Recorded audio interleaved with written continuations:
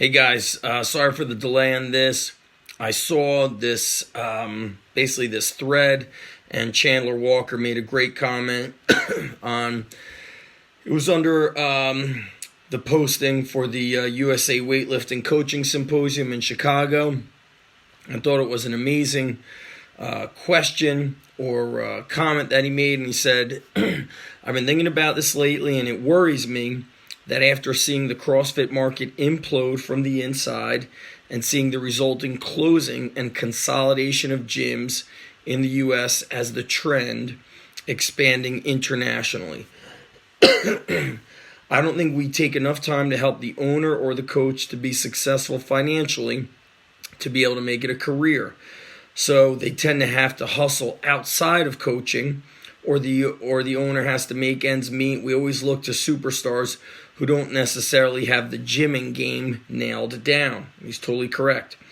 I'd love to see gym owners and coaches who have managed to do this full time by creating systems that create revenue and not have to depend on online revenue to make their gym stay afloat. So we're making money through what we would call multiple streams of income.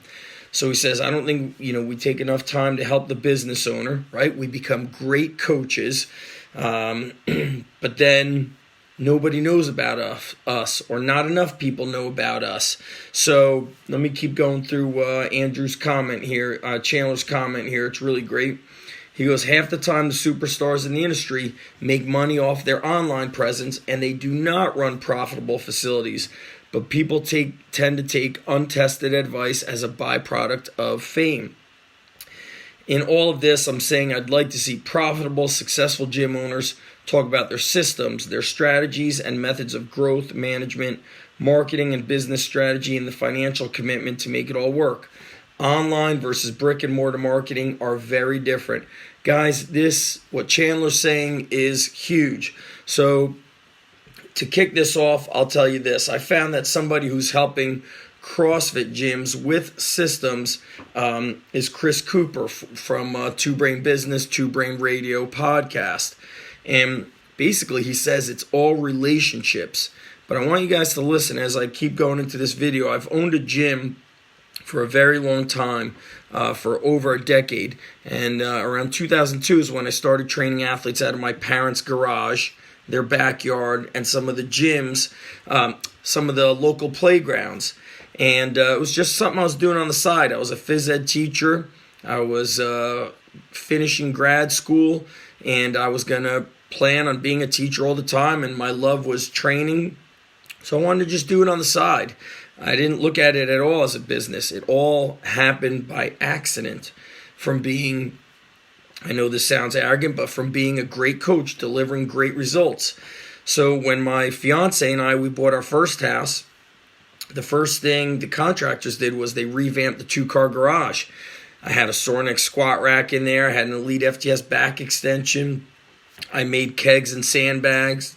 I had kettlebells from, the lightest to the heaviest. I had sleds. I had tons of stuff. It looked like a professional studio. And 4 kids became 6, became 8, became 10, became 12, became 24, 25, 26. All the while, training people out of my garage, my backyard, the local elementary school, thinking to myself, this is illegal. I can't train. I cannot train kids out of my house, even though I have my LLC, even though I had trainer insurance on-site and off-site. People were like, you can't do that. It's not a residential business. So one day, the one group was leaving, and the other group, a bunch of cars were parked outside. Kids were finished with their workout, and there's 10 kids with their shirts off, ripped up and jacked up. And I see my wife and daughter looking out the bay window, kind of like, oh shit. Like, the neighbors probably think this is a little bit weird. It looked like a friggin' military training academy. I had kids in the backyard carrying logs and climbing ropes, swinging sledgehammers, throwing kettlebells. Training like hammers. Well, when I first opened up the first location in 2007. I spent 4 or 5 years out of my garage and my parents' garage. Nobody was doing this. And I was able to grow a business and also charge much more money than I was charging today. Much more. And I was also a teacher. So I began only wanting to train athletes. I did not want to train adults. I spent time working at a hospital fitness center in my college years. That just wasn't my inspiration. My whole why was to help these young kids to change their lives. Well, I had a conversation with my old supervisor, phys ed, and I said, listen, these certifications, all that stuff happened by accident. I said, when I opened my gym, I had a flip cam and I would film the workouts and I would share it. I just shared the workouts on YouTube. I told them people were calling my gym, but you know who was calling my gym? Yes, some parents of athletes, but you know who called more?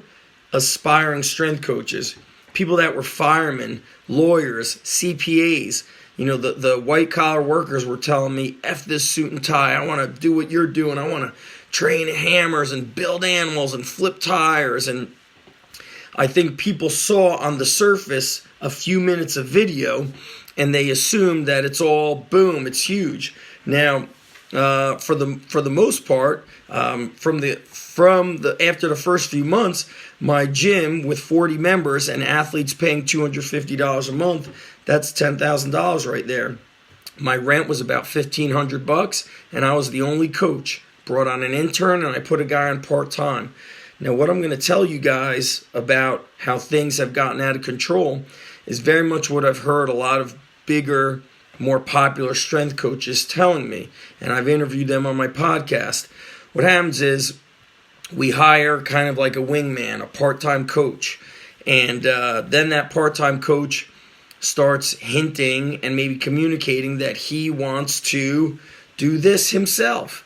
And so you get like, man, should I help this? Should I just open another gym? Help this guy? And then what happens is your vision gets watered down because you're trying to help everybody else but yourself. You're trying to help the coach who, God forbid, has a full-time job and works with you part-time. It's quite amazing how people just don't have the work ethic to do that. Like, I work 7 days a week. I coach at Rutgers. I run 2 gyms. At one point, I was running 3 gyms. I help coach with my son's wrestling. I do a lot.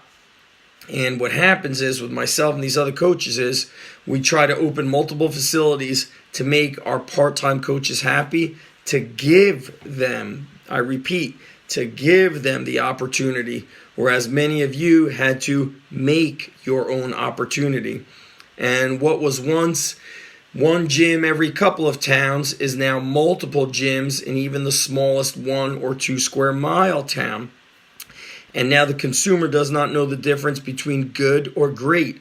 The consumer does not know the difference between Sean Waxman, world-renowned Olympic weightlifting coach, and myself, right? They really don't. So I'm not a weightlifting coach, but people might see a couple Instagram videos. I might be 5 minutes closer than Sean, and they're going to go to me because I'm convenient. It has nothing to do with the excellence. And what's happened is somebody even approached me recently, asked me if I'd like to partner on an underground strength gym.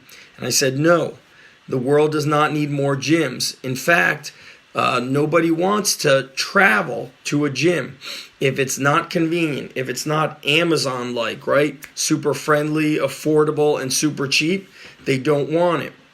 Think about how many of you have reached out to football coaches, sport coaches, schools, administrators, supervisors to offer your help. They don't even reply to you, okay? Nor do parents, I spoke with what's his name, over at Cal Strength, Dave Spitz. Dave Spitz, wow, he said, I'm glad to hear that you're struggling finding athletes, because so am I. He goes, I could sell out my combine program every year, but for the life of me, I can't sell a $150 a month program to a high school athlete, to the parents. Gyms now have to go inside the schools. Gyms have to go inside the company, inside the corporate office. People want convenience. They don't care that you guys are smarter and better. Only the elite of the elite are looking for people who are the high-level coaches. And what I'm saying is, many people that I've interviewed decided to shut it all down, sell it, shut it all down, and go back to the private home gym, garage gym type model. Now, some of them I've interviewed on the podcast. Many of them have emailed me and said they are done. Many people who came through my certification, probably 1,000 people have done the certification in person, and equal or more have done it online. Well, the ones that came in person, they saw me training athletes, and that's what they wanted to do.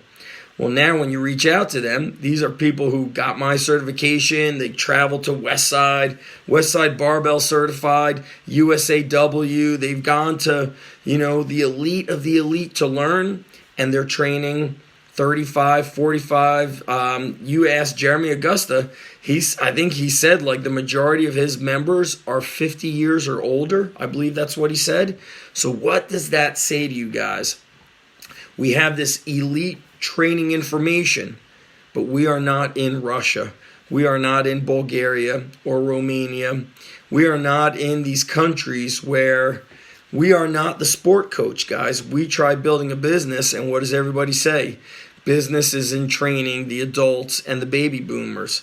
That's the bottom line, guys. We don't need more gyms. And the problem with us is we are so passionate to spread our wisdom, to share our message, to change lives through strength. But kids don't know what they don't know. Parents don't know what they don't know. And to give you an idea, a father asked me, is it a waste of time for me to bring my son to you? He doesn't have a hair under his armpit. Is he just not going to get the results? Right now, I'm taking him to a coach that's helping him work on his speed training. He always heel strikes. This coach is helping him work on his gait. He's helping him strike properly on the ball of his feet. And all I'm thinking of is, okay, if you don't want a heel strike, I'll have him push a heavy sled, and I'll take him to a hill, and we will run hill sprints. He'll get faster, stronger, tougher. He will not heel strike, and that will fix his gait. Guys, I have put out so much educational content through Instagram, Facebook, you name it, the written form, the audio, the video form, and I am in a town of 2 square miles, and people in this town don't even know I'm here. What I'm saying is, we are creating this strange circle or this cycle where there are business coaches teaching other gym owners how to run a business, but 90+% of those business coaches never owned a gym, nor do they own a gym. It's easy to tell somebody to run Facebook ads, to do a 6-week transformation, this or that. The hard thing is what we are doing. Feet on the floor, on the ground floor, boots on the ground, hands dirty, lifting those damn weights every day. That's the hard thing. It's easy to hold a conference and tell people, here's how you grow the business. The hardest thing is actually doing it. Now, there are people that are making it work. I'll tell you this. Chris Cooper bought his building, and he said, what we did was, in the space next to my building, we started a coffee shop. And ever since starting the coffee shop, he said he no longer runs Facebook ads. It's all about the relationships. A friend of mine said a CrossFit opened up near him, and that CrossFit has big screen TVs. It has a mini bar in the place. They watch the games. They drink alcohol. But I'm going to tell you what I say, guys. In my heart, I am a coach, okay? I'm not trying to run a bar out of my gym, nor am I running a social club out of my gym. I am put on this earth to build hammers. I am a coach. I do love people. I like to hang out with people, but I'm not going to trick people into my gym by giving them pizza or tequila, or if you join my gym, you could watch football. No. Watch football at your house with your family and your friends. I understand that it's a big relationship thing, but guys, we don't need more gyms. And the bottom line is, our stuff has to be conveniently implanted into the place. One of my locations is in a building on a main road, main highway, a lot of foot traffic and eyeball traffic in an affluent area, but it's in a building with jiu-jitsu, wrestling, and boxing. That changed everything. When the wrestlers are in practice, we train adults. Before the wrestlers go to practice, we train the wrestlers. The convenience makes it much more powerful for people. So I think Chandler is super correct. He's got his finger on what's going on in the world of opening gyms. If you're going to open a gym, you got to be real careful about where it's located, what kind of attitude does that town have towards strength and conditioning. Is it a soft white-collar crowd? Is it a blue-collar crowd who's willing to invest in their children? Or if it's an adult, do they invest in themselves in weightlifting? You know, my one gym in the town I live in, nobody comes from the town that's 2 square miles. They come from these neighboring towns that are blue-collar, and they take sports seriously. And they drive about 25 minutes on average. Some up to 45 minutes, some 15 minutes. But the average drive to my gym is 25 minutes.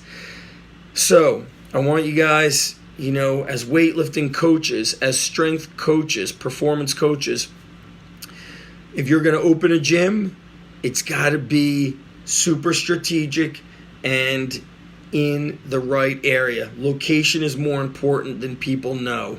So I hope that answers a little bit of questions that Chandler had, some experiences that I've got.